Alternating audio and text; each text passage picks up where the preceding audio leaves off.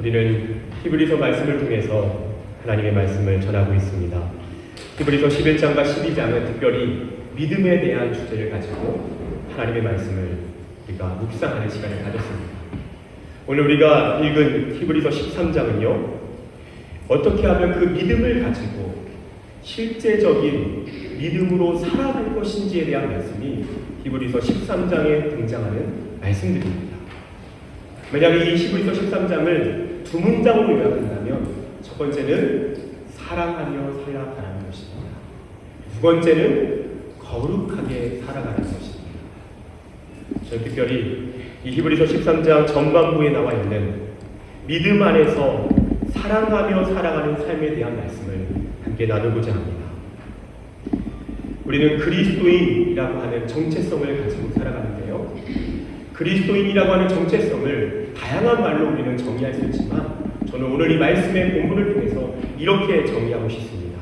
그리스도인은 그리스도처럼 사랑하는 사람입니다. 그리스도인은 누구입니까? 이 자리에서 우리가 함께 그리스도인으로 모여서 그리스도를 예배합니다. 그리스도인은 그리스도처럼 사랑하며 살아가는 사람입니다. 그것이 믿음으로 살아가는 삶의 구체적인 방식입니다. 오늘 우리가 읽은 이 말씀의 본문은요, 그리스도인으로서 우리가 어떠한 사람들을 사랑하며 살아가야 되는지를 말해주고 있습니다. 우리가 사랑해야 대상이 누구인지를 오늘 말씀은 뚜렷하게 우리에게 알려주고 있죠. 첫 번째 1절 말씀입니다. 1절 말씀에서는요, 우리가 누구를 사랑해야 되는지를 알려줍니다. 형제 사랑하기를 계속하고. 여러분, 우리가 가장 먼저 사랑해야 할 사람이 누구입니까? 바로 우리 교회 안에 있는 형제와 자매들입니다. 우리가 많은 사람들을 사랑하지만 그 가운데서도 먼저 사랑해야 한다면 바로 우리 옆에 있는 우리 형제들이고 자매들이라는 것입니다. 요한일서 4장 20절 21절은 이렇게 말씀합니다. 들어보십시오. 누구든지 하나님을 사랑하노라 하고 그 형제를 미워하면 이는 거짓말하는 자니 보는 바 그 형제를 사랑하지 아니하는 자는 보지 못하는 바 하나님을 사랑할 수 없느니라. 우리가 이 계명을 주께 받았나니 하나님을 사랑하는 자는 또한 그 형제를 사랑할지니라. 너무나도 중요한 말씀입니다. 우리는 눈에 보이지 않는 하나님을 사랑한다라고 말합니다. 그러면 하나님께서 이렇게 말씀하십니다. 너가 나를 사랑하느냐? 그렇다면 눈에 보이는 너희 교회 안에 있는 형제 자매를 먼저 사랑하라는 것입니다. 그러면 그것이 바로 보이지 않는 하나님을 사랑하는 것이라고 말씀합니다. 여러분, 성경은요, 우리 교회 안에서 만나는 형제 자매에 대해서 얼마나 대단하고 소중한 존재인지 이야기하는지 아십니까? 로마서 14장 15절은 이렇게 말씀합니다. 옆에 있는 형제 자매가 얼마나 대단한 사람이냐면요, 이렇게 말씀합니다. 그리스도께서 대신하여 죽으신 형제. 여러분, 이 자리에 있는 여러분 한 사람 한 사람은요, 얼마나 소중한 분들이냐면요, 그리스도께서 대신하여 죽으실 만큼 대단한 분들입니다. 고린도전서 8장 11절도 동일하게 말씀합니다. 그는 그리스도께서 위하여 죽으신 형제라. 우리 이곳에 있는 한 분 한 분이요, 그리스도께서 대신하여 여러분을 위하여 죽으신 만큼 여러분들은요, 그냥 이 자리에 계신 그 존재 자체로 소중하고 대단한 분들입니다. 여러분은요, 예수님의 생명보다 더 소중한 분들이십니다. 이것이 성경에서 우리 형제 자매들을 향하여 얼마나 소중한 분들인지를 설명해 주는 내용입니다. 여러분, 우리 서로에게 한번 이렇게 이야기해 줬으면 좋겠습니다. 옆 사람에게 한번 이렇게 이야기해 주십시오. 당신은 예수님의 생명보다 더 중요한 사람입니다. 이렇게 한번 이야기해 주십시오. 당신은 예수님의 생명보다 더 중요한 사람입니다. 다시 한번 이렇게 얘기해 주십시오. 당신은 참 대단한 사람입니다. 제가 지금까지 몰라봤습니다. 제가 앞으로 잘하겠습니다. 네. 여러분, 얼마나 소중한 분들인지 모릅니다. 여러분, 제가 목사로서 이 자리에 계시는 여러분 한 분 한 분을 바라볼 때 그냥 사람이 아니라 그리스도께서 독생자 제2의 하나님이신 예수께서 십자가에서 자신의 생명과 맞바꿀 만큼 자신의 생명보다 더 소중하게 여기는 한 분 한 분이 이 자리에 앉아 계십니다. 여러분, 지금 우리가 이 자리에 함께 모여 예배 드리는 것만으로도요, 여러분 감동 그 자체입니다. 왜냐? 예수의 생명보다 소중한 한 사람 한 사람이 이 자리에 앉아 계시기 때문입니다. 여러분, 우리가 어떻게 서로 사랑하지 않을 수 있겠습니까? 이토록 소중한 사람입니다. 세상은 우리를 얼마나 소유했는지에 따라서 우리를 사랑합니다. 우리가 가진 것만큼, 우리가 성공한 만큼, 우리가 갖추고 있는 스펙과 외모와 외적인 조건만큼 우리를 사랑합니다. 우리를 인정합니다. 그렇게 너가 이만큼 가졌기 때문에 그만큼 우리를 대해주겠다고 말합니다. 근데 교회는 그런 곳이 아닙니다. 교회는 소유로 사람을 바라보지 않습니다. 교회는 존재로 바라보는 곳입니다. 그 사람이 아무것도 가지지 않아도 세상에서는 대단하게 인정받지 못해도 교회에서는요, 그 사람의 존재 자체로 이미 충분합니다. 아니, 감당할 수 없습니다. 왜입니까? 한 사람 한 사람이 예수님의 생명보다 더 소중한 분이라고 주님이 말씀하고 계시기 때문입니다. 여러분, 하나님의 자녀로서 이 하나님의 말씀을 믿으신다면 여러분, 아멘으로서 우리 옆에 있는 한 사람 한 사람 예수님보다 더 소중한 사람, 그냥 그 존재 자체로서 우리가 뜨겁게 사랑하는 그런 우리 파리 연합교회 되기를 축복합니다. 여러분, 초대교회에 대한 역사적인 연구들이 많이 있습니다. 특별히 윌리엄 맥닐이라고 하는 역사학자가요, 어떻게 기독교가 그토록 마이너리티하고 그리고 특별히 로마 제국에 의해서 어마어마한 핍박과 순교의 역사를 그렇게 가지고 있는데 어떻게 갑자기 로마 제국의 국교가 된 것일까? 그것에 대해서 연구하기 시작했습니다. 근데 연구하던 중에 특별히 로마 제국에 있었던 2세기 초와 3세기 중반에 있었던 두 번의 결정적인 사건이 있었음을 발견합니다. 그것은 전염병에 대한 것입니다. 이 전염병이요, 2세기 초와 3세기 중반에 두 번에 걸쳐서 한 번에 일어날 때마다 한 15년 정도의 시간이 지속되다 보니까요, 로마 제국의 인구의 4분의 1이 사망하게 됩니다. 그런데 신기한 점을 발견합니다. 이렇게 로마 제국의 인구가 줄어드는데요, 기독교인의 비율은 점점 많아진다는 것입니다. 어떻게 기독교의 인구가 이렇게 많아졌을까? 그래서 실제로 국교화가 이루어지기 전에는요, 이 기독교라고 하는 인구가요, 한 500만에서 한 750만 정도가 될 정도로 굉장한 다수가 되었다는 것입니다. 이 전염병을 거쳐보세요.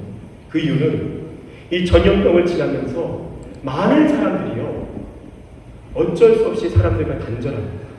그래서 병들어 앓기 시작한 사람들을요, 밖으로 쫓아버리고 그리고 밖에 내던집니다. 아직 숨이 끊어지지 않은 사람들도요, 길거리에서 죽어갑니다. 그래서 많은 사람들이 그러한 전염병으로 말미암아서 비참하게 죽어가고 있었습니다. 그런데 기독교인들은요, 이상한 모습을 보입니다. 교회 안에 형제 자매가 전염병에 걸리면요, 그 형제를 집으로 데리고 가서 지극정성 돌보기 시작합니다. 그리고 함께 전염병에 걸려서 죽어갑니다. 놀라운 기적이 일어납니다. 실제로 여러분, 전염병이 일어났을 때요, 전염병이 일어남으로 인해서 지극정성 돌보게 되면 전염되어서 함께 어려움을 겪기도 하지만, 지극정성 돌보는 과정 속에서 또한 많은 비율은 소생하게 된다는 것입니다. 그래서 많은 그리스도인들이 지극정성으로 돌보다가 실제로 형제와 함께 죽음을 맞이했지만 또한 함께 살아나는 일들이 일어나게 됩니다. 그래서 나중에 봤더니요, 이 살아남은 비율 속에서 이 기독교인의 비율이 압도적으로 많게 되는 것입니다. 그래서 이 그리스도인들의 영향력이 확장되어 갑니다. 단지 인구의 비율이 높아진 것뿐만 아니라 그들의 사랑의 영향력, 진심으로 서로를 사랑하는 그 아름다운 영향력이 기독교에 퍼져가는 것입니다. 그 로마 제국에 퍼져가는 것입니다. 그래서 역사학자는 이렇게 평가합니다. 로마 제국이 국교화된 것은 정치적인 힘이 아니라 사랑의 감동이다. 그 당시 주 260년경에 이집트 알렉산드리아 디오니우스 감독이라는 분께서 쓴 편지가 있습니다. 그 당시 전염병 상황을 두고 이러한 편지 기록을 남겼습니다. 한번 읽어드리겠습니다. 실제로 대부분의 우리 형제들은 넘치는 사랑과 형제의를 발휘하여 자기 목숨을 아끼지 않고 서로를 의지하며 끊임없이 병자를 돌아보았고 계속하여 그들에게 필요한 것을 공급하였습니다. 형제들은 그들을 그리스도 안에서 돌보았으며 함께 지극한 기쁨 가운데 세상을 떠났습니다. 다른 사람과 이웃에 의해 그 병에 전염되었음에도 자원하여 환자들의 입에 음식을 넣어줌으로써 자신의 고통을 자초하였습니다. 많은 형제들이 다른 사람들을 치료하고 건강하게 해주고는 자신들은 죽어갔습니다. 우리 형제들 중에 가장 선한 사람들은 이런 식으로 세상을 떠났습니다. 그들 중에는 장로도 있었고 집사도 있었으며 크게 칭찬받는 사람도 있었습니다. 그들은 성도들의 시신을 맨손으로 품에 안아다가 눈을 깨끗하게 해주고 입을 닫아주었으며 그들을 어깨에 짊어지고 가서 사지를 가다듬고 포옹하였고 그들을 단정히 씻기고 수의를 입혔습니다. 그리고 곧 자기 자신도 같은 의식의 대상이 되었습니다. 살아남은 사람들은 앞서간 사람들의 뒤를 쫓았습니다. 여러분, 이것이 그 당시 교회 안에 있었던 모습입니다. 여러분, 우리가 회복해야 할 모습입니다.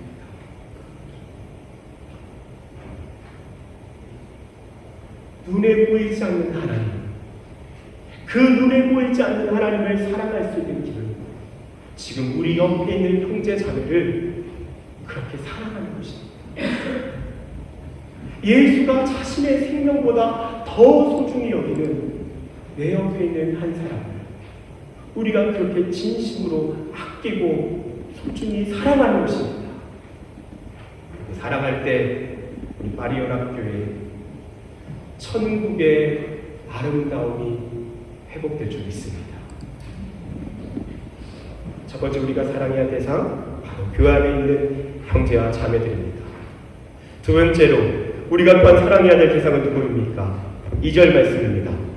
손님 대접하기를 잊지 말라. 이로써 부지 중에 천사들을 대접한 이들이 있었느니라. 여러분, 우리가 두 번째 사랑해야 할 대상은요, 손님이라고 나와 있습니다. 이 손님을요, 물론 성경학자들은 그 당시에 순회 설교자들이 있었습니다. 그래서 그 순회 설교자들을 교회에서 맞이해서 최선을 다해서 손님으로 섬겨주라, 이런 의미가 있을 것이다 라고 그렇게 이야기하는 사람도 있습니다.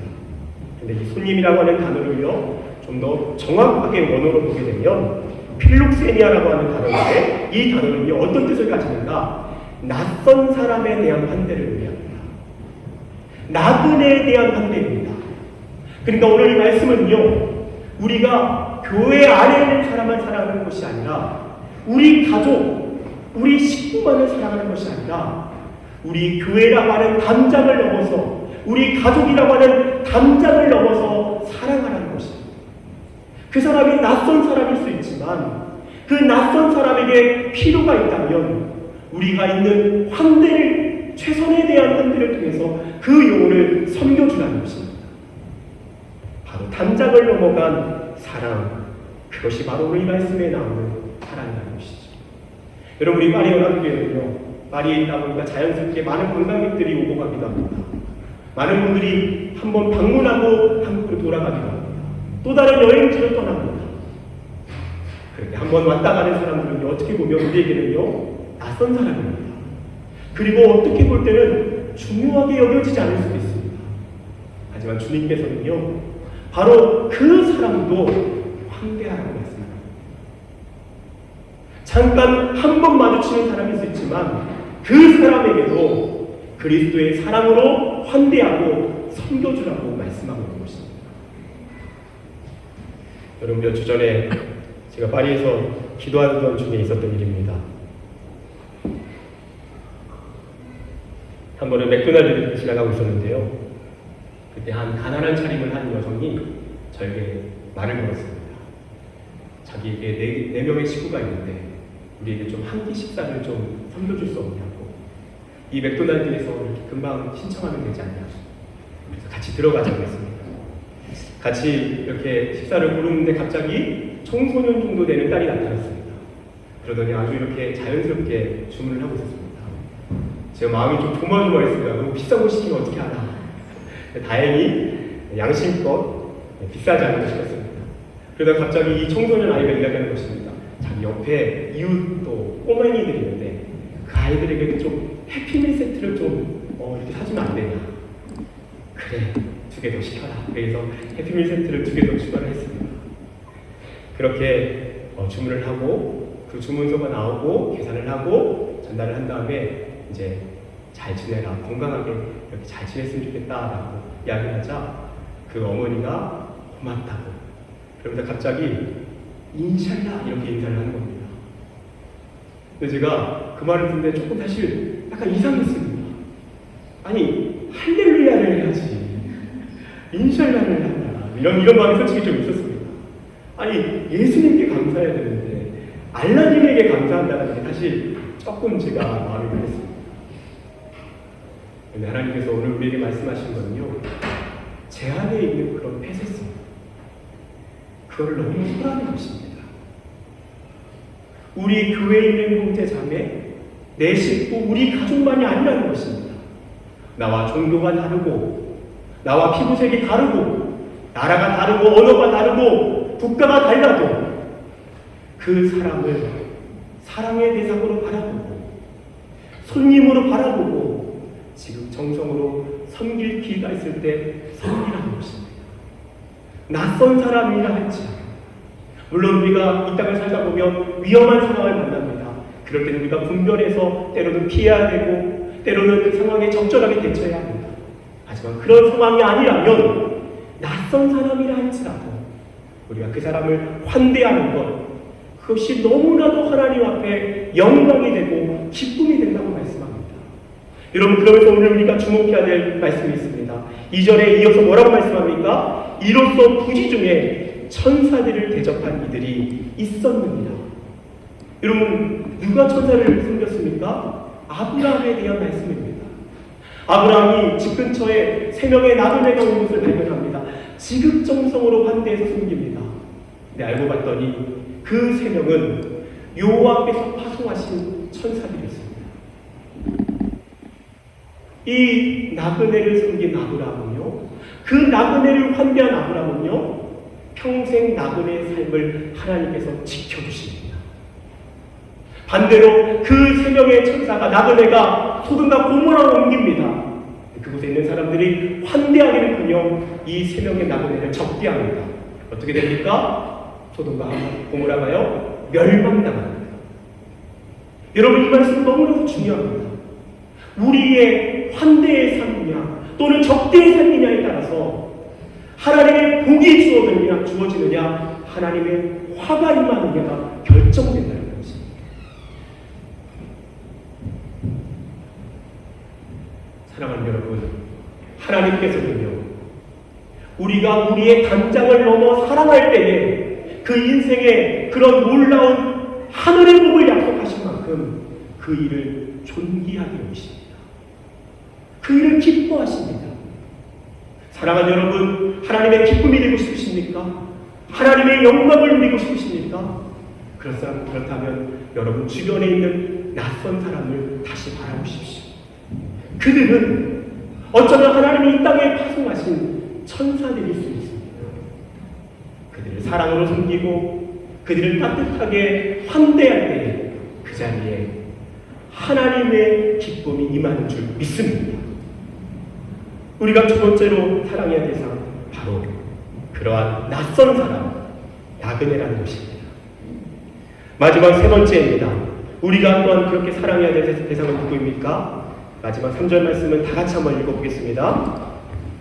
함께 읽겠습니다. 시작. 너희도 함께 갇힌 것 같이 갇힌 자를 생각하고 너희도 몸을 가졌은 즉 학대받는 자를 생각하라. 여러분, 우리는 모든 사람들을 사랑으로 섬겨야 합니다. 하지만 오늘 이 말씀에서는요, 그 가운데서 우리가 더 급하게 집중적으로 사랑해줘야 할 사람이 있다는 것을 말씀합니다. 그들은 누구입니까? 갇혀있는 사람입니다. 학대받는 사람입니다. 다른 말로 고통 중에 있는 사람입니다. 지금 어려움을 만난 사람입니다. 결핍 가운데 살고 있는 사람입니다. 우리 주변에 갑자기 그런 일을 만난 사람들이 있습니다. 그런 사람들에게는요, 더 급하게 사랑해줘야 한다는 것입니다. 더 적극적으로 사랑해줘야 한다는 것입니다. 여러분, 만약 우리 파리 연합교회에요, 어떤 어려움을 만난 한 형제가 있고 자매가 있다고 생각합시다. 그렇다면 어떻게 해야 됩니까? 우리는요, 그 한 사람을 위해서 온 마음을 정성을 다해서 기울이고 그 한 영혼을 섬겨야 합니다. 그 영혼을 위해서 전심으로 기도하는 것입니다. 그리고 우리가 구체적으로 섬길 수 있는 길이 있다면 섬기는 것입니다. 하나님 그것을 말씀하시는 것입니다. 또한 우리 주변의 이웃도 마찬가지입니다. 우리 가족 중에도 마찬가지입니다. 친척 중에도 마찬가지입니다. 어려움을 만나고 고통을 만난 자들이 있습니다. 그럼 어떻게 해야 됩니까? 먼저 그들에게 우선순위로 급한 마음으로 집중적으로 사랑해야 한다는 것입니다. 여러분, 마태복음 25장 34절은 동일한 맥락에서 이렇게 말씀합니다. 예수님께서 마지막에 그 주님 앞에 심판의 날에 한 사람에게 말합니다. 내가 진실로 너에게 이르노니 내가 줄일 때에 너희가 먹을 것을 주었고 목마를 때 마시게 하였고 나그네 되었을 때 영접하였고 헐벗었을 때 옷을 입혔고 병들었을 때 돌보았고 옥에 갇혔을 때 와서 보았느니라. 무슨 말씀이죠? 배고픈 사람, 먹을 것이 없는 사람, 목마른 사람, 나그네 된 사람, 헐벗은 사람, 병들었던 사람, 옥에 갇혔던 사람, 이 사람을 집중적으로 먼저 사랑해줬던 사람이 있습니다. 그 사람에 대해서 예수님 뭐라고 말씀하십니까? 내가 그런 일을 만났을 때 너가 나를 섬겨줬다고 말씀하십니다. 그러자 그 사람이 대답합니다. 저는 그런 적이 없습니다. 그러자 예수님 뭐라고 말씀하십니까? 내 형제 중에 지극히 작은 자에게 한 것이 곧 내게 한 것입니다. 여러분, 우리 주변에 고통당하고 어려움을 만난 자들이 있습니다. 그런 사람을 보고 그냥 외면하는 것이 아니라 그 한 사람 한 사람의 소리에 귀를 기울여주고 그 사람을 위해 기도하고 그 사람의 필요를 채워줄 때에 주님께서 뭐라고 말씀하십니까? 그것은 곧 내게 한 것이라고 말씀하십니다. 여러분, 그만큼 중요하다는 것입니다. 저는 우리 파리 연합교회 성도들에게 좀 추천드리고 싶은 하나의 실제적인 방법이 있습니다. 그것은 여러분 한번 기도 노트 같은 걸 한번 작성해 보시면 좋겠습니다. 이렇게 작은 노트를 마련하셔도 좋고요. 또는 핸드폰에 그런 노트란을 만드셔도 좋습니다. 그래서 우리 교회 성도들의 이름을 이렇게 적어보는 것입니다. 그리고 급한 기도의 제목이 있는 사람들, 어려움을 만난 분들, 현찮으신 분들, 이런 분들은요, 가장 먼저 이름을 먼저 위에 올리고요. 그분들 위해서 집중적으로 기도하는 것입니다.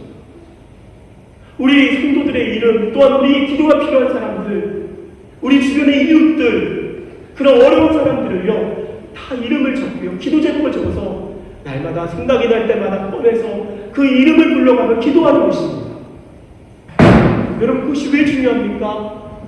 바로 하나님의 마음은 고통당한 자들에게 있기 때문입니다. 여러분 아십니까? 여러분이 고통당할 때 주님께서는 더 함께 하십니다. 더 여러분을 품에 안으십니다. 그래서 그런 사람을 섬기는 것은 곧 예수님을 섬기는 것입니다. 그리고 더 놀라운 건 무엇인지 아십니까? 주님께서 주님의 심판날에 그분 앞에 섰을 때 주님께서 그것을 기억하신다는 것입니다. 여러분 기억하십시오. 이 세상의 모든 것은 사라집니다. 우리의 돈도 사라집니다. 우리의 성공도 사라집니다. 명예도 사라집니다. 근데 무엇이 영원합니까? 이 땅에서 하나님의 뜻대로 사랑한 것들은 영원합니다. 그것은 주님이 영원히 기억하십니다. 세상에서 가장 남는 인생은 무엇입니까? 사랑하는 인생입니다.